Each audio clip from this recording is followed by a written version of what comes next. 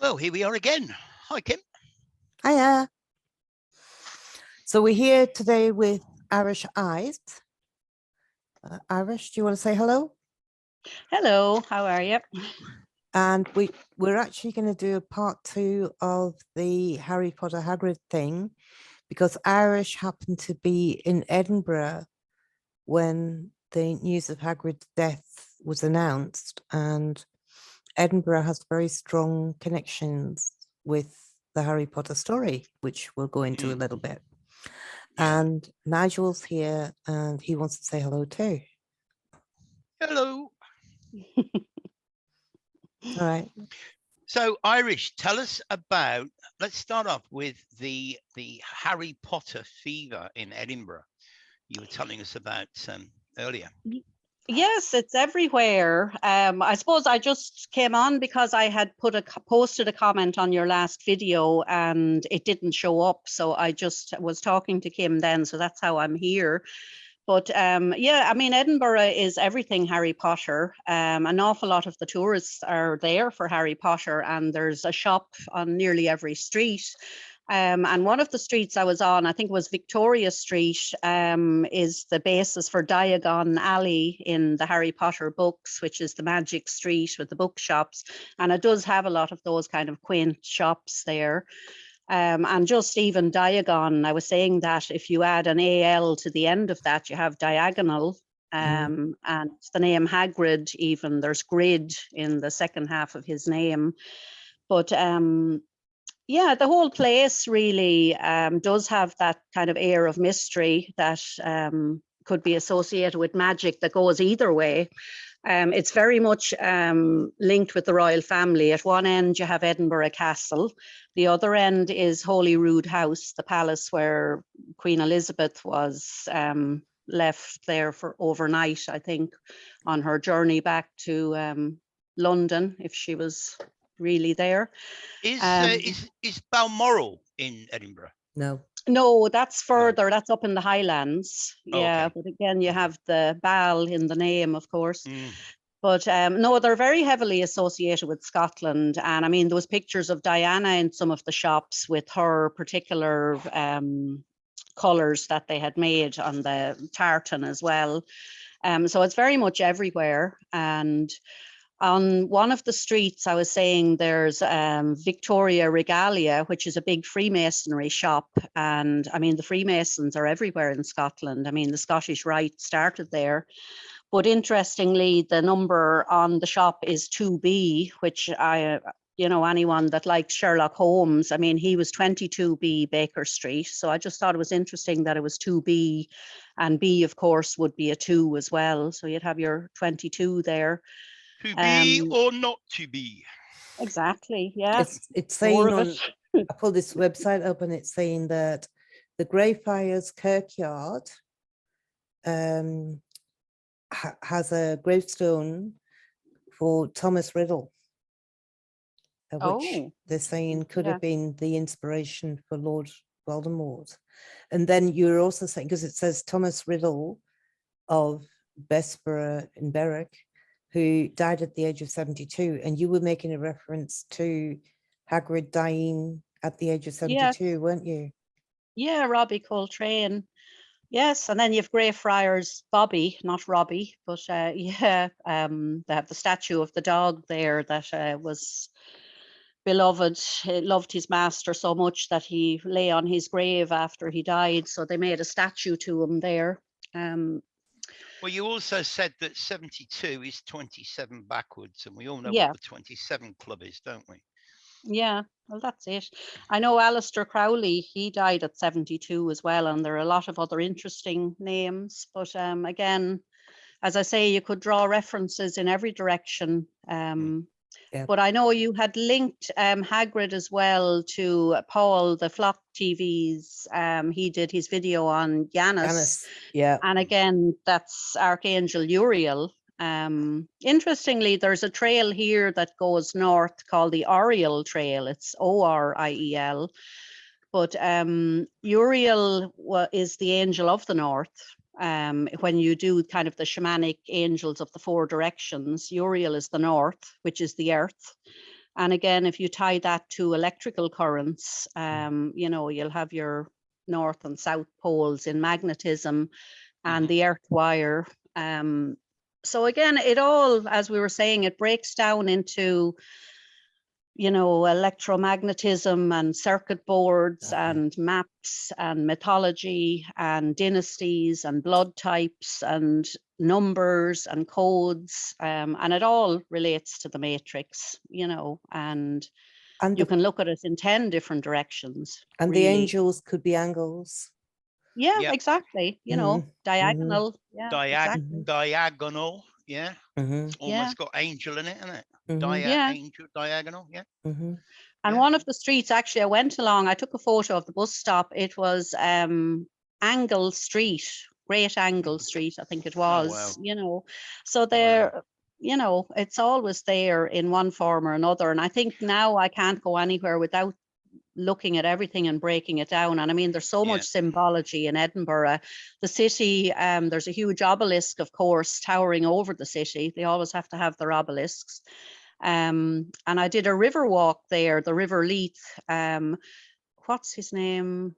Gormley, he's Turner Prize winning artist. He did 6 statues of naked men, which are placed in the river. Right, hang on. What was the name of that river? The River Leith, Leith. Well, isn't that interesting?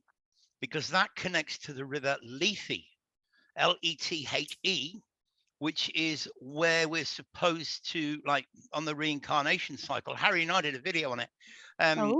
You go through the River Lethe, and that's where you get your mind wipe. Oh, really? Yeah. Well, now, that's isn't interesting. that interesting that there happens to be a River Leith? So where's the River Leith? It goes right through Edinburgh. We actually walked about 8 miles of it because I do like to get to the heart of a city when I'm there. And the heart is usually the river that it's built around. Yeah. And I thought it was interesting that his statues were all kind of naked men facing towards the sea. I think 2 of them start at the gallery, and then 3 of them are actually in the river. And then the last one is on the docks pointing out at the end of the River Leith out towards the sea. And I thought the symbology again with your obelisks and your, you know, whatever. But again, it could be also the reincarnation, you know. It's drinking from the River Lethe, or Lethe. And that's connected to our forgetfulness, our mind wipe, supposedly. Wow. Say, Harry and I did a video on it a while ago. I'll try and find it, Kim, and you can post a link.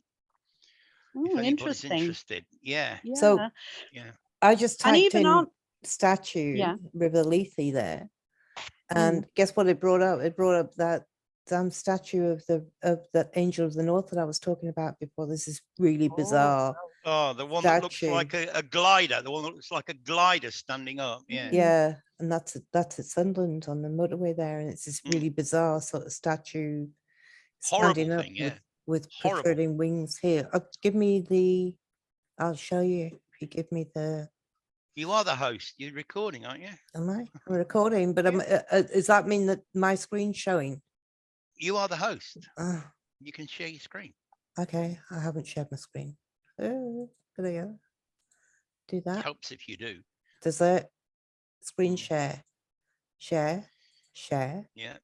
Okay, I've shared my screen.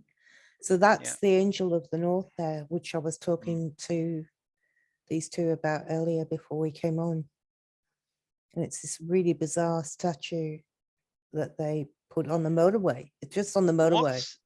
What's that one on the left? It looks like a guy stuck in some mud or something. That's one of the statues. Yeah, that's what Irish was just talking about. The statues in the water at the water of the River Leith. Yeah. So these are the statues here. Wow. I mean, they really dominate the river when you're walking along. You're kind of, what is that? I bet they do. Yeah. How long have they been there? I'm not sure now. He won a Turner Prize. I'm not sure what year they were put there now. That's not a statue. It's actually a naked man. All right. Oh, there's more. Sorry. It's turning into a pornographic video that I'm picking up this. Bit of a peep show going on here. Exactly. Yeah. Yeah. But along the river as well, because again, I'm always interested in holy wells, and you know, an awful lot of places have holy well in the name. But Yeah. St. Bernard's Well, I wanted to see what that was like. So of course they have it all fenced off. There's a big shed basically built around it with a big door and graffiti on it, and the name over it. And over that they've built a replica of a Roman temple. With a statue in it to some goddess, and on top of it they have the pineal cone, this gold cone representing the pineal, of course, which you also see in various places like the Vatican. Yeah. So they always have to put their symbology over the original natural sacredness of a place. You know, Yeah. they really have to take over the natural.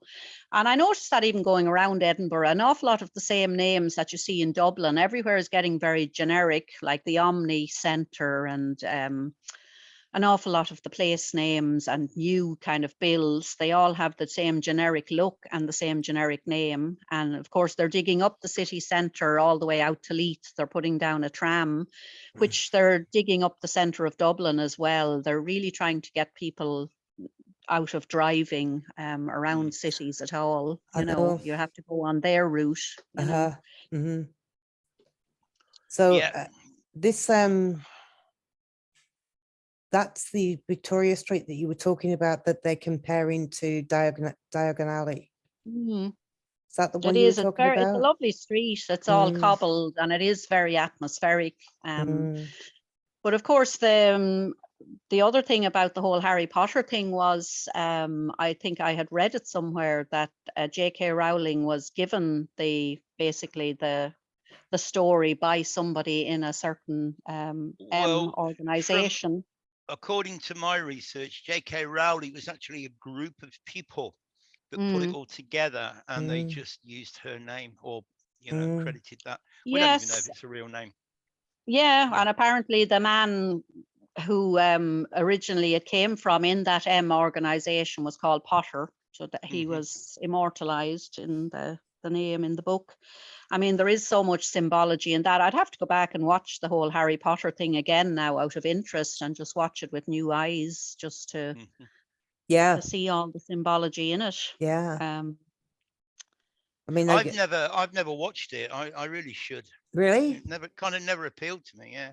So much in it. There's so much embedded in it. In the first couple are quite light-hearted and quite sort of like the first one really is quite light-hearted and quite sort of childlike or childish and not really deeply esoteric, although there's a bit of stuff in there.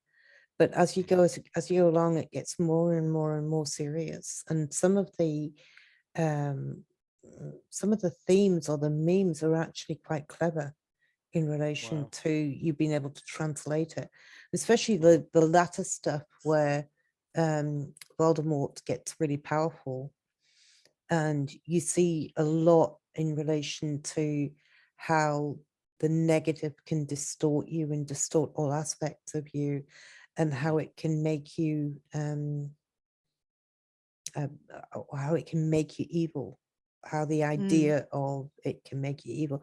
But one of the things that I've been wanting to talk about for a long time, and I was actually waiting for a segue to talk about this, which is this depiction of like bad is ugly and good is pretty. Weird. Like they depict that really well, kind of thing, don't they, with the different houses? They do. And even in terms of characters, I mean, Voldemort looks very scary and ugly, when in reality, you know, bad can be pretty and good can be ugly. You know, they distort that as well, that they make it very black and white when it isn't. Yes. Yeah. You know, if you look at the characters in Hollywood and what they get up to, you know, all these handsome men or women or whatever they are. Whatever they are. It's a huge amount of brainwashing that we've endured as a society in relation to pretty being good and ugly being bad. Yes, and I mean it's so much in your face. I mean, it's on every billboard, magazine, shop window, airports. I mean, there's just moving screens everywhere with all the usual characters, you know, and the Just symbology even in their tattoos and everything. You know, you could yeah. read a lot into it. Kim, just stop the share a minute, just in case the what you know.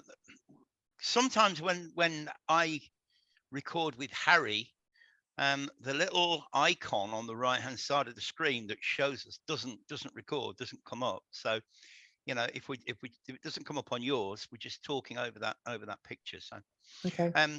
but yeah, it's all very, very interesting. It's all very, very ritualistic, and it's all connected. I mean, Mike and I were talking today about the next king. We actually don't think that he will even get there. He will even be coronated. So that's something else to look out for. We're still doing some work on that. We'll probably do a podcast on it later on. But yeah, 14th of April. We think that he'll be gone. Yeah, and again, it'll be a ritual the same as Betty when they announced her death on September 8th. I mean, she didn't die that day. No way in this world. She's either already dead, you know, like years ago, or you know, she was already dead months ago, and they just announced it on that date because the connections that we've made to that date, and a lot of it will be in my next podcast with Harry. We're going to show that it's all a ritual. The whole thing is one gigantic ritual, and I think that's why they moved the date from June the 3rd to May the 6th, because it's all part of the ritual. You see, if they left it at June the 3rd, that would be 201 days after Charles' upcoming birthday, and he will be 74, and 74 is huge. 47 in reverse, obviously. Yeah, 201, that magic 201 again. So they moved it to May the 6th, which can be written as 56 or 56. Lights, camera, action is 56. The world is fake is 56. Royal family is 56. You know, the list just goes on and on and on. So just one huge ritual. Yeah, there was some, I remember at the time when I think it's Lilibeth, isn't that Harry and Meghan's daughter? They were saying the fact that they picked that name, Lilibeth, it's kind of like Lilith, that she would be the receptacle for the, you know, the way they reinvent themselves, you know. What I really think, and this is going to sound way out there, but apparently the official story is that when she was a kid, she couldn't say Elizabeth, right? When she was very small. So she what's your name? Lilibeth, right? Because Lilibeth is kind of, think of the way a little toddler would talk. Elizabeth, Lilibeth, they're very, very close.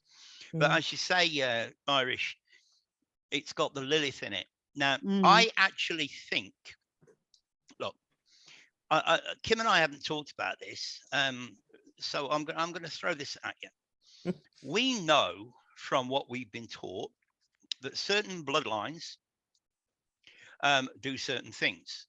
And the question was always, or my question was always asked, why would you start something that is not gonna, it's not gonna come to fruition for 200 or 300 years when you ain't gonna be there, right? You have these families that have got enormous wealth. We talk about them reincarnating back into their own family. Well, I think that if reincarnation exists, I think that we all have the ability to do that. So when I go, if I want to come back, I could come back as my granddaughter's son or my granddaughter's daughter, right? Now, if these bloodlines can do that, then I would not be surprised if Betty died a few years ago and she's already reincarnated as Lilibet. That would not surprise me in the least after what I've researched. The other thing is that if you watch that movie Ragnarok, that modern day one, that's got the giants there living perpetually. So they're like, do you remember that movie? What was that movie called? They Want to Live Forever. It was around, oh God, it would have been the 80s or the 90s. Queen did the oh yeah, Who soundtrack. Wants to Live Forever? Yeah, Who's a Highlander. Yeah. Highlander. Highlander. Yeah. So their Good movie that was. their idea, that movie, I don't think that movie's really been repeated. So many people may not be aware of it. But what that movie was about is about a Scottish guy born in the 16th century, and he was a Highlander. So he lived on and on and on, and each time his he got too old, he changed his whole. He took on the persona of a dead person that was 20 all the time. He never got any older, and he's living in the 20th century, and he's no older than he was when this Highlander thing happened to him. Yeah, that could be a truth drop. That could be a truth drop as well. But so, but I really with makeup today, they could make them look old if they were still look 21. You know. Yeah, of course they can. But I also think that, you know, we know about the royal family marrying cousins and so on and so forth. You can't marry your cousin, but they can. And that, I don't think it's got anything to do with diluting the blood as such. I think it's more to do with this, right? Because if you're a royal, Kim, and you marry me, a commoner, and you die, then I'm going to get all your shit. I'm going to get all your stuff, right? Well, that can't be allowed to happen. So you have to marry within the bloodlines, so that if you predecease your husband, all the stuff stays in the family. That's the reason. Yeah. You see that everywhere. I mean, in the same family lines, like in big houses here in Ireland, they're all the same names come up marrying each other. Like that's part and parcel of keeping the wealth in the family. You know, they always marry for, and they still do. They always marry to keep their wealth. Definitely. There's no messing. I mean, the royal family have a lot of children outside of them. You know, they pretty much always did what they wanted. You know, and even the Jimmy Savile, his mother was called the Duchess, and I mean that's why he could walk into Buckingham Palace and walk into the royal family's lives. He was part of it, you know, and that's why he was untouchable for so long. Well, it's interesting that his surname is an anagram of evil as. As in as evil as whatever. But evil as. No coincidence. My next door neighbor thinks she's the great grandchild, I think, of the king. She's 86. My next door neighbor. She thinks that that her father or grandfather was actually his illegitimate child, and there's a whole story behind it. But it will never be acknowledged, because if it is, then she's going to be entitled to some of that. Oh no, moolah. It'd never be acknowledged. They're all dead anyway. Of course it won't. She's 86. Of course you know. Of course it will never be acknowledged. But if it were, when people talk about things like this and they start regaling the stories, you have a tendency to think, yeah, right, you know, like that sounds a bit far-fetched, but actually it's not at all. No, I don't think so. Not the way the royals carry on. They have a whole different set of rules for behavior. No. Well, basically they can do what they want, can't they? Yeah. You know, not only can they do what they want, but they can only do what they want after they've done what they need to do. Like, for instance, Diana. But, I mean, they get the approval of the British public, don't they? That's my meaning. You know, you can't touch him. He's Prince Charles, or you know, that's the Queen. You know, she's above us. I was talking to a friend of mine the other day, and she was telling me that she'd not been very well last week because she couldn't stop crying because the Queen had died. Oh my God. And I thought, really, like, My wow. mum would probably be the same. I haven't spoken to my mum for a while, but she would probably be the same. She'd be all teary because the Queen died. I mean, Yeah, we all have our programs, you know, and I mean, Yeah. when you've looked at somebody like Diana when she died, I mean, the outpouring, because she was photographed so much, she's always there. People felt like they knew her. And I mean, the royals, that's why they're always in the public eye, because, oh, they're beloved. They're just there all the time. And then people think they know them. And, oh, she was like my granny. I mean, I've heard people say that. Really? I don't think you want her as your granny, to be honest. It's terrible. It really is. It really is. If people only knew the truth about that family and others Well, connected to it, but maybe that's what the Chamber of Secrets being opened is going to be. Exactly. Maybe well, it will come down, you know. It could be. It could There's an be. awful lot associated with them in Ireland. I was saying that with Mountbatten, that's going to hit the fan if it gets into the mainstream. But again, people have a way of never getting to testify. So Yeah. we'll see what happens. I do think there's something about the keeper of keys and the revealer of secrets. And I mean, I don't think that any of this happens by accident. These people have these labels, and then it brings it to the forefront, and it brings the energy to the forefront, and then it means something. It's significant. Yeah, totally. I totally agree with you. I mean, you know, it's all scripted. Everything, this whole existence is a script. I mean, it's a script, and so many people collude in it that think they're innocent parties. I mean, if you look like the whole Mountbatten thing here, the Irish police and the Northern Ireland police both colluded in that. You know, and the Irish police even have a list of names of people who, you know, went to Mountbatten's castle with other people. When you know, when we talk about it being a script, I mean, I've hinted a couple of times on the podcast that I'm going to tell the world my story when I eventually get out of here. But the last month for me has proved beyond any shadow of a doubt that our lives are scripted.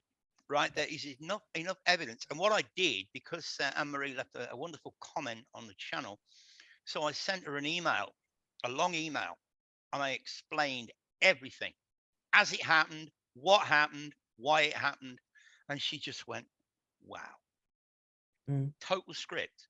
And another thing, here's something for you guys to think about. Back in 2008 in Australia, I started a company, a business called Buy China, BUY China. We were the first. I also had a pole fencing business, and we were the first in West Australia to import glass pole fencing from China, the very first.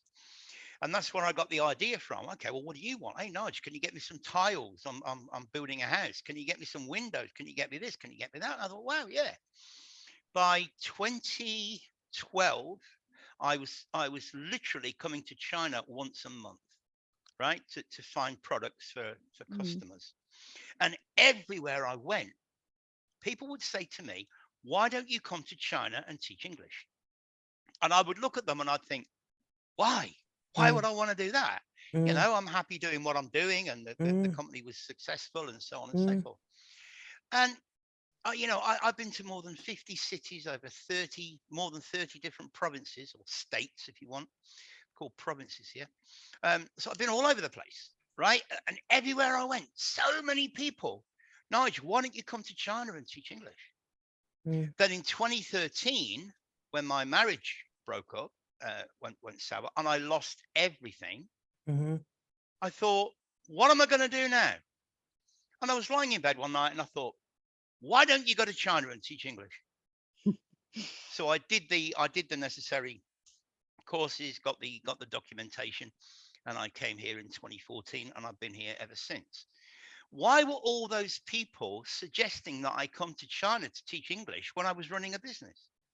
Because they were planting the seeds for what would happen after my marriage broke up. Now, what am I going to do? Lost everything. Scripting your reality for you. Yeah. Yeah. Insane. All right. So we've got 8 minutes left. Irish, was there anything else that you wanted to say in relation? Because you did mention Uriel at one point and the connection with. Oh yes, because you had linked Yanis to, or Paul, the Flock TV had linked Hagrid to Yanis to Archangel Uriel. And I don't know if I mentioned that Uriel is the Archangel of the North if you were doing the 4 directions. And again, you're back to sort of electromagnetism then, like you have the North Pole, the South Pole, plus and minus. Yeah. You have the left and right hemispheres of the brain, which could be the North and South Poles as well. And also he's the archangel that represents the element of the earth, which the earth wire in electricity. You know, and everything comes back to circuit boards and electromagnetism, numbers, codes. The whole matrix breaks down into one big map. And even what I was saying about cities becoming more generic, that's kind of the AI map, isn't it? It's making everywhere look the same straight tram lines, the same, everything has been brought into all the cities. Even the paving looks the same, cube-shaped blocks, you know. And Edinburgh even. I was watching allegedly Dave earlier, and he had this like freeway, and there's all these cars coming this freeway, and then he had one without traffic lights, and there's all these cars. I don't know where it was, but it's like all these cars coming through, and they're getting through, you know, and it's going on for hours, and then he's got one with traffic lights, and you see how much slower the whole thing goes, and he's talking about order out of chaos. And he's talking about that chaos is our natural state. Yeah. And that the order is the unnatural state. Yeah. I would agree with that. It's the conformity. Just going back to that North thing that you were talking about, Irish, I was telling you guys before we started recording that, you know, traditionally here in China, the old emperor would live in the north. And the reason is, this is according to what I've been told by Chinese people, that you look up, you know, north is considered to be, you know, north, south, east, and west. So you look up. So if the emperor is living in the north, it's because you look up to the emperor. Crazy. I woke up this morning, you know how I was waking up. I did too. Right, but do you get weird messages? I get weird messages when I wake up. Right? And the one I got this morning, which is hilarious, is the Grand Old Duke of York. He had 10,000 men. He marched them up at the top of the hill, and he marched them down again. And when they were up, they're up. And when they were down, they're down. And when they're only halfway up, they're neither up or down. And I thought, what is that song about? It's all bollocks, really. But it's got to have a meaning. It's got to have a meaning. There's got to be something in there. I mean, why did I think that? And what does that song mean? And I'm thinking about it. I'm thinking it's got to be something to do with like disrespecting or something the Duke of York, because he didn't do the right thing with his army, you know. And it's held throughout the centuries or whatever. And who's the Duke of York? Exactly. What's Andrew, isn't it? Yeah. And he's not exactly held in respect by anybody at this stage, I think. No, not at all. Maybe my waking up was about him, but I don't think so. Well, he's not look, somebody I mean, I wake up with these weird things in my head as well, always around, you know, just kind of when you wake up, but you know, you just want to, I just want to lie here for 5 minutes before you literally get out of bed. That's when I get them. Crazy. Yeah, it's usually when I just wake up, I get a number or a word or something like that. Not every day, but sometimes. Yeah. Most days I get it. All right. Well, look, we got a couple of minutes left. Anything you want to finish with, Irish? No, I was just saying all the signs in Edinburgh as well. I just noticed that the E at the beginning looks like an inverted 3, and then they've substituted the U in Edinburgh for they've put a V in instead, which I think is the 22nd letter as well. Yeah. It makes it look more Gothic, but I'm sure there's more to it than that. Oh yeah, absolutely. You know, there has to be. Without a doubt. You know, and even the amount of obelisks, like in the old cemeteries that are used as headstones, especially in military families, they all seem to have obelisks instead of headstones. And of course, the town is dominated by an obelisk. So yeah, it's a very interesting place. I would go back, definitely. There's so much to see and so much symbology. But I think everywhere you go now, you see it. You see it in the numbers, and you see it in the mythology and the you can't unsee it. Once you see it, you can't unsee it. No. But they're also so busily like merchandising everything, making it all commercial, and it sort of distorts it quite a lot. Takes the magic out of it. Do you remember that movie called The Network from, I think it's from the late 70s? I mean, you know, even in that, they actually there's a line where he turns around to the presenter and says, "The world is a business."